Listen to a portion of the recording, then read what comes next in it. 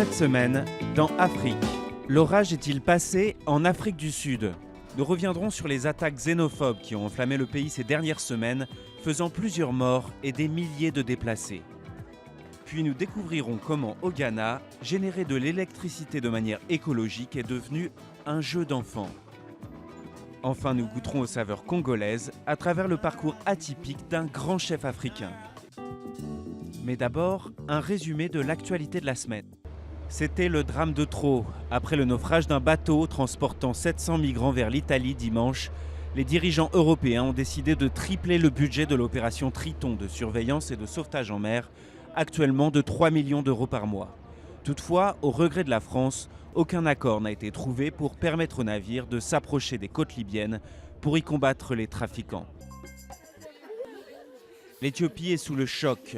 Une vidéo du groupe État islamique diffusée ce week-end mettait en scène le massacre de 28 chrétiens éthiopiens en Libye.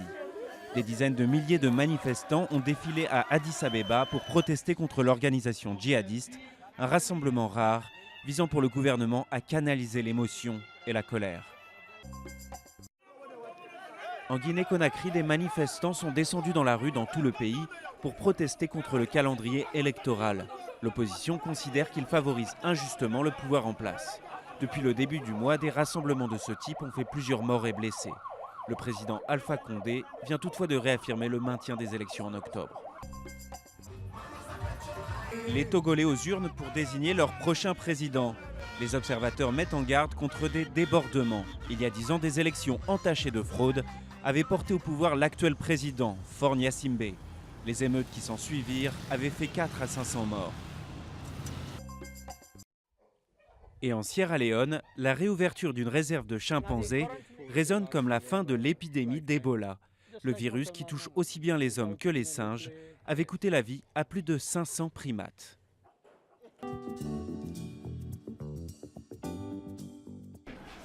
Après les attaques xénophobes en Afrique du Sud, le gouvernement était accusé d'inertie. Aujourd'hui, il montre ses muscles. Retour sur des semaines de violence. Ce camp de fortune héberge près de 400 personnes. Des déplacés qui viennent du Mozambique, du Zimbabwe, du Malawi, mais qui vivent à Johannesburg depuis des années.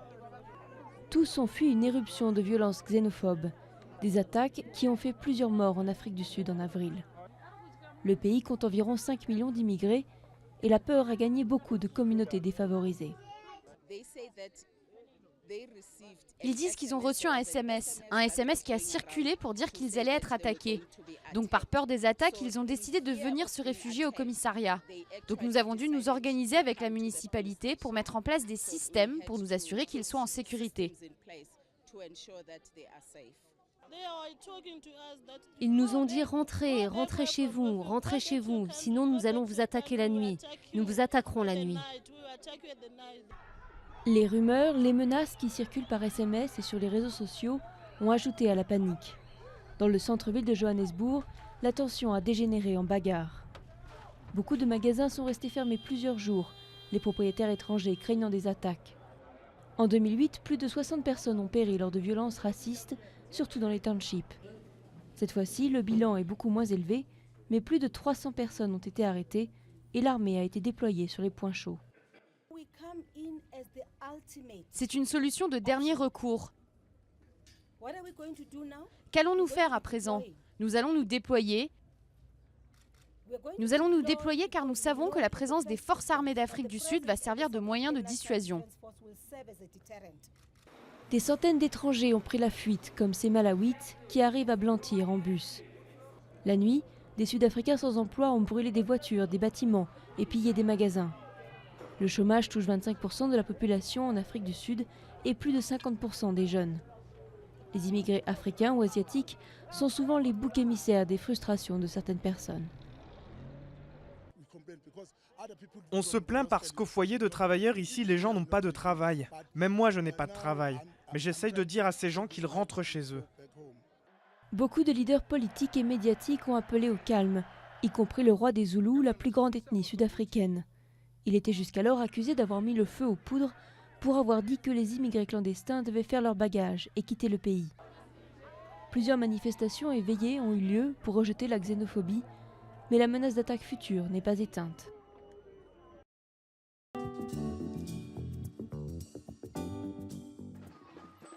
Des balançoires et des tourniquets pour créer de l'électricité. Dans cette école sur l'île de Pediatorpe au Ghana, ce sont les enfants qui produisent de l'énergie tout en s'amusant. Vous voyez, pendant que les enfants s'amusent, il y a une batterie à l'intérieur qui permet la charge du système. Comme ça, les enfants, après l'école, ils peuvent rentrer à la maison avec une lampe de poche pour étudier. Et quand elle est vide, ils la ramènent ici à l'école pour la recharger. Au Ghana, l'électricité appartient à l'État, mais il admet ne pas avoir la capacité de fournir du courant à tout le monde en permanence. Un véritable frein à l'économie du pays qui a poussé les Ghanéens à descendre dans la rue.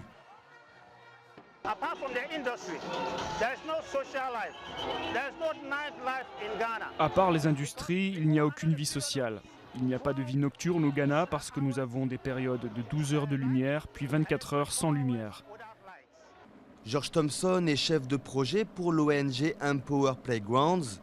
Il sillonne les régions les plus reculées du pays pour équiper les écoles de manège ou installer des maisonnettes couvertes de panneaux solaires. L'énergie solaire permet alors d'alimenter des batteries qui rechargeront les radios, les lampes et les téléphones, tout en évitant l'utilisation de générateurs gourmands en fuel.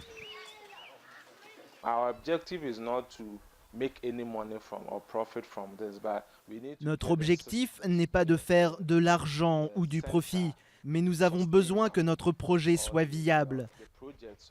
Donc nous demandons 130 € pour être raccordés au système et ensuite, chaque fois qu'ils amènent la batterie pour la recharger, ils paient 1,30 €. 42 écoles sont déjà dotées de ces manèges écologiques au Ghana, un système ingénieux synonyme d'éducation et de respect de l'environnement.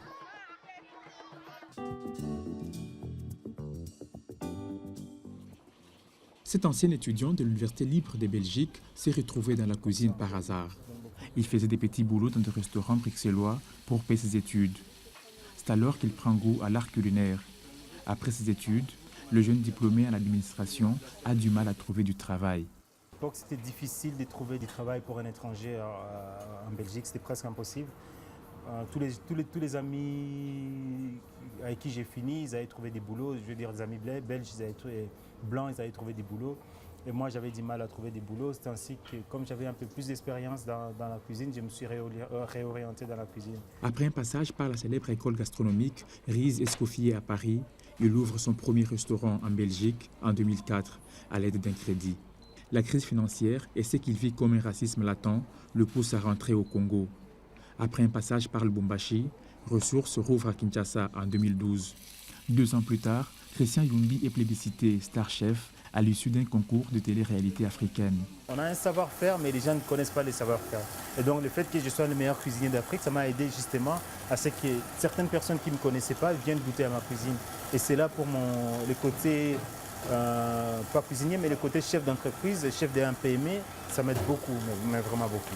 Dans son restaurant, rien n'est laissé au hasard. À Ressources, tout est fait pour séduire les clients.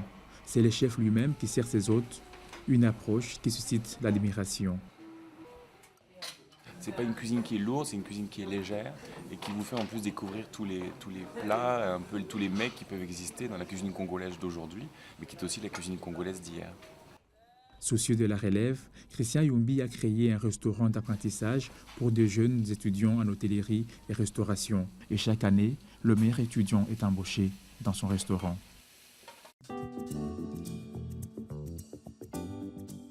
Au Nigeria, 26 étranges bateaux ont navigué ce week-end sur le port de Lagos.